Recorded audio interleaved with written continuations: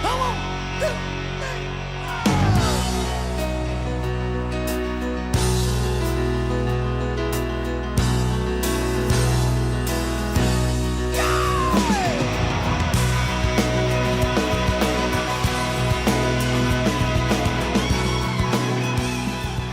Well, good morning. Welcome back to the Broadcast Retirement Network. I'm Jeff Snyder. This is BRN AM for Thursday, July 7th, 2022. And our top story today, simple lifestyle changes that can halve your risk of dementia. Joining me now to discuss this and a lot more, Kelly McCain is the head of health and healthcare initiatives for the World Economic Forum. Kelly, so great to see you. Thanks so much for joining us on the program this morning. Thanks so much for having me. Very pleased to be here. Yeah, it's great to talk to you. And we're talking about dementia today, and you and the folks at the World Economic Forum just did a tremendous amount of research about this. I guess the way I'll describe it is a horrific disease. And let me start off by asking you, how prevalent is dementia, not just here in the States, but worldwide? So today, worldwide, there are more than 55 million people that are living with dementia, and it's one of the biggest causes of death and disability. Part of this challenge, too, is compounded by individuals that are diagnosed are actually living longer. And by 2050, the number of people living with dementia is expected to reach 139 million. And that is, I mean, that's a significant portion of the population. I mean, you think there are, 6-7 billion people on the planet, and that number is going to go up, but also the proportion of people that are inflicted with disease. Are there certain proportions of the population, when you look globally, that are more going to get this disease, that should be more concerned than others that are at higher risk? So experts, when you speak to experts globally, one thing that they have all really aligned on, that there isn't one singular case of dementia, and they've identified a number of factors that increase a person's risk. And these are things including age, which is the number one factor in developing dementia. But then there's also family history, there's genetics, and other risk factors such as accidents. And in terms of what we're seeing with different populations, we're finding that non-white populations are much more likely to develop dementia than white populations. And the reasons for these differences, they're still not very well understood. But there's a belief that the higher rate of vascular disease and other health challenges in these groups may be posing some of these greater risks. Yeah. How would I know, or how would a family member know, if someone's watching the show, whether it's here in the States, in London, Switzerland, where you are, or in Africa, how would they know if their genetics put them at a greater risk for dementia? Or can they? Is there a test to tell us whether or not we're more at risk?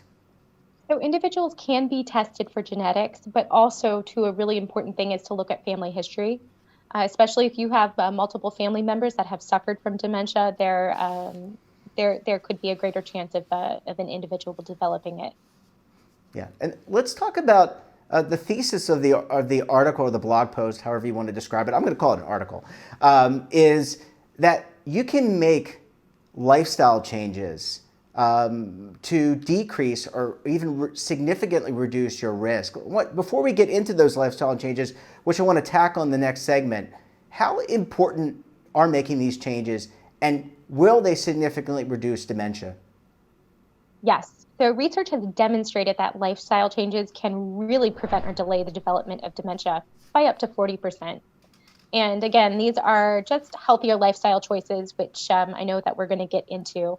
But it's also thinking about staying socially engaged as part of a community, connected, and not only for your brain health, but for your overall physical health. So, of course, staving off dementia and slowing it down is a core factor, but it's also thinking about how you can live a healthy and long life.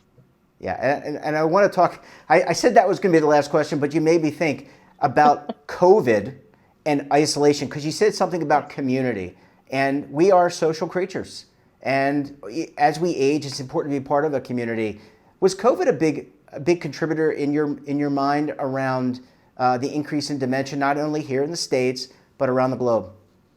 So we don't know the answers to that yet, But what we do know is that much of the isolation that happened during COVID really, really was a challenge, not only for aging populations, but for younger populations. So I think over the next several years, there's going to be some really interesting and really needed research to take place to understand what exactly this isolation did.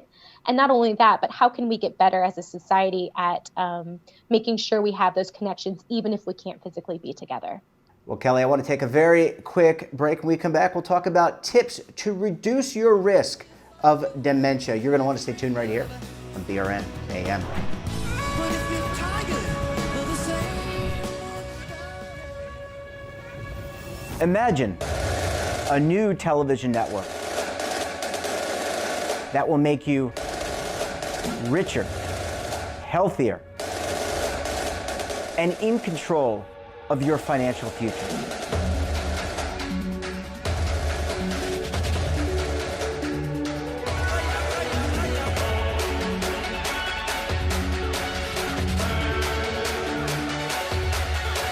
This network is for the policewoman in Nashville, Tennessee, the baker in Dubuque, Iowa, the teacher in Lexington, Kentucky.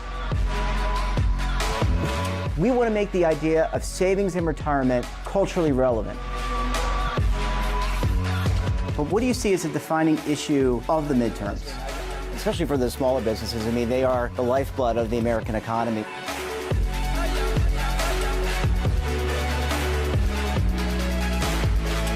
Featuring exclusive interviews, current affairs, and docuseries. 33 years old, you retired early. The philosophy is money only matters if it helps you live a life that you love. But you got to start thinking about retirement as soon as you get in. The Broadcast Retirement Network will drive very high engagement with premium partnerships. So this isn't retirement and savings for your parents or grandparents. This is for all Americans. And we're going to change the way you think about money.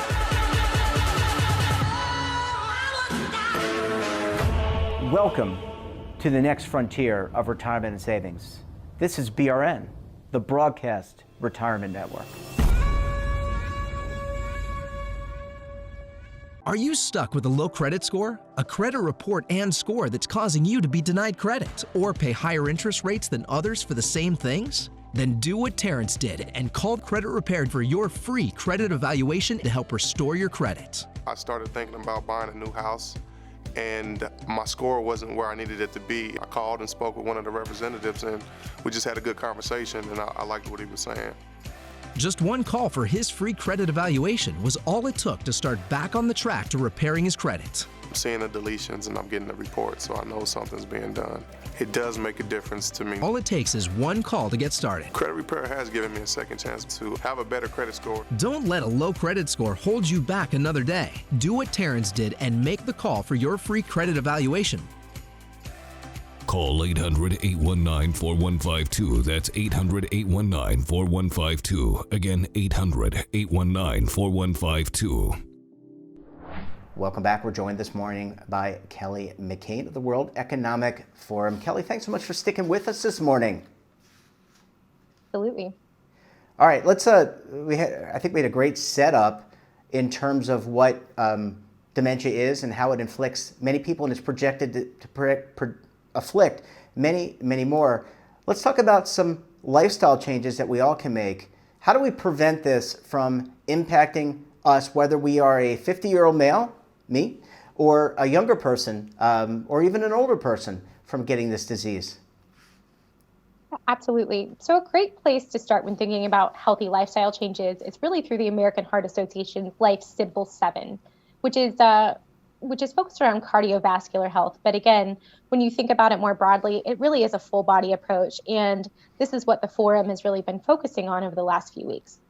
And these 7 changes include regular exercises, keeping a healthy diet, remaining smoke-free, maintaining a healthy weight, maintaining a healthy blood pressure, having healthy cholesterol levels, and reducing your blood sugar.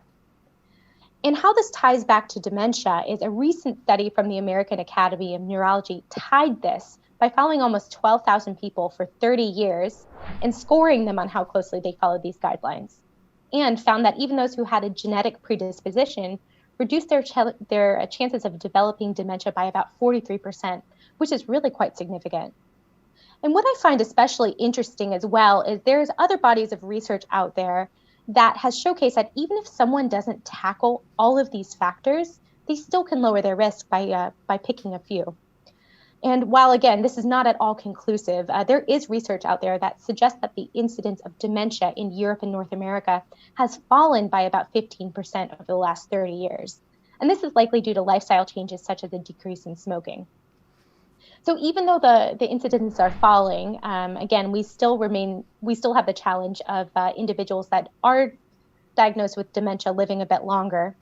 And so, again, as you said, it's really critical to start thinking about these things as early as you can, rather than waiting until you're later on in life.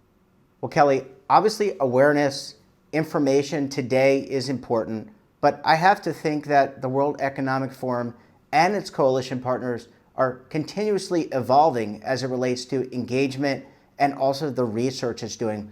What's taking place at World Economic Forum? Great. Thank you so much for that question. The World Economic Forum's platform for shaping the future of health and healthcare is the world's strategic public and private partnership platform to identify and scale up solutions for more resilient, efficient, and equitable healthcare systems to keep populations healthy and to deliver the best care. And to strengthen the global response against the challenges Alzheimer's and dementia presents to millions around the world, the forum initiated the Davos Alzheimer's Collaborative, also known as DAC, in 2021. DAC collaborates with organizations worldwide to address core gaps and needs in the understanding of Alzheimer's and dementia, including developing an innovation ecosystem that accelerates breakthroughs, developing and scaling promising solutions, and equipping healthcare systems to end Alzheimer's disease. And what I think is especially unique and special about this initiative is that we're focusing on both high-income countries and middle and low-income countries, as dementia can affect anybody, regardless of their economic, racial, or geographic status. Yeah, obviously, I mean, it's your brain, and it doesn't look at your wallet or how much you have in order to determine whether or not it's going to embed itself in your brain. Let me ask you, and I should have asked you this maybe as a follow-up to the first question, but if I'm somebody who is a family member who is currently afflicted with dementia, and I know that the treatment programs are still in the early stages, but are some of these changes that we're talking about relevant to people who currently have dementia or maybe are seeing the early signs of dementia? Can they quit smoking? Can they start doing things to maybe stop or even potentially reverse some of the effects of this horrid disease? So really, for those that are already affected with dementia, the priority is really focusing on their physical health, their mental health, and ensuring that they have the right social care and support systems in place. Many individuals that are diagnosed with dementia often have other illnesses. So, we're talking about something that's much more complex than just a brain disease. So while there's still a lot of research out there, again, on trying to understand how exactly to best tackle this, we're still at the point that in the very, very early stages, oftentimes the best course of action is to make sure you're as healthy as you can be, that you have your right support systems in place, and that you have the social needs cared for. Yeah, and that support system, I mean, we cannot underscore how important it is to have family and friends as caregivers to support each other. As we said in the first thing, that we're social creatures. We need to be around each other, and it's so important that we have people to support us even through some of these challenging, difficult times. Kelly, we're going to have to leave it there. Always great to chat with you and the folks at the World Economic Forum. Thanks so much for joining us, and we look forward to having you back on the program again very soon. Thank you very much. I really enjoyed it. That wraps up this episode of BRN AM. Have a topic of interest, someone you think we should talk to, drop us a line. And don't forget, for all the latest curated news on lifestyle, wellness, finance, tech, so much more all in one place, check out today's edition of our daily newsletter, The Morning Pulse. Want to search our archives, check out our latest content, well, visit our website, and of course, our streaming partners. We're back again tomorrow for another edition of BRN AM. Until then, I'm Jeff Snyder. Stay safe, keep on saving, and don't forget, roll with the changes. Waiting here for you to take and drink of. But if you're tired,